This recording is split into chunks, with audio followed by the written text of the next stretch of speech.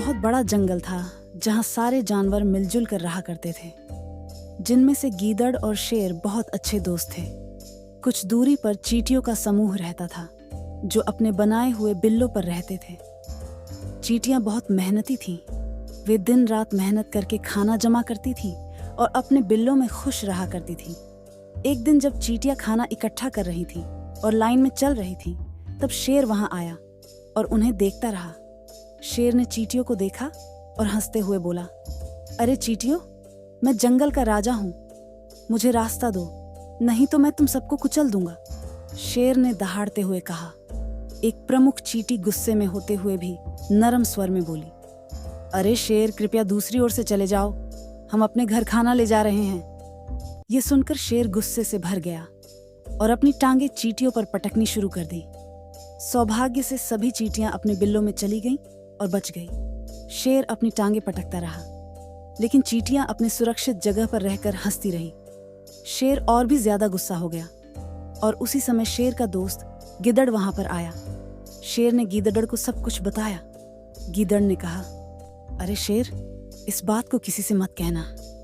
अगर बाकी जानवरों को पता चला तो वे तुमसे डरना बंद कर देंगे और मेरे लिए भी यह शर्म की बात होगी।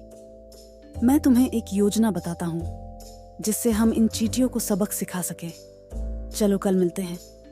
अगली सुबह गीदड़ अपने दोस्त भालू के पास गया और उससे कुछ शहद लिया। उसने शेर से कहा, चलो इस शहद को एक बड़े पत्ते में लगाते हैं और चींटियों के बिल के पास रखते हैं। जब चींटियां शहद खाने के लिए बाहर आएंगे तब तुम उन्हें अपना पैर रखकर मार सकते हो। योजना के अनुसार उन्होंने शहद से भरा हुआ पत्ता चींटी के बिल के पास रख दिया। कुछ चींटियों ने दूर से शेर और गीदड़ को देख लिया और जल्दी से खुद को पेड़ों और पत्तियों के शाखाओं के नीचे छुपा लिया। शेर और गीदड़ बिल के पीछे छुप गए, यह देखने के लिए कि कब चींटियां बाहर आकर शहद खाती है। लेकिन कुछ चींटियां पेड़ों और पत्तियों से निकलकर शेर और गीदड़ पर चढ़ गए और उनके कान और सिर में घुसकर जोर से काटने लगे। दर्द में शेर और गीदड़ कान और सर को खुजलाने लगे।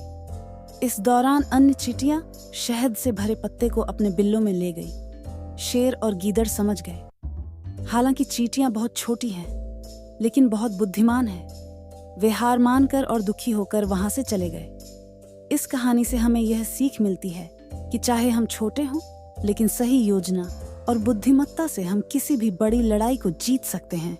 दोस्तों, अगर आपको यह कहानी पसंद आई हो तो वीडियो को लाइक करें, शेयर करें और चैनल को सब्सक्राइब करें।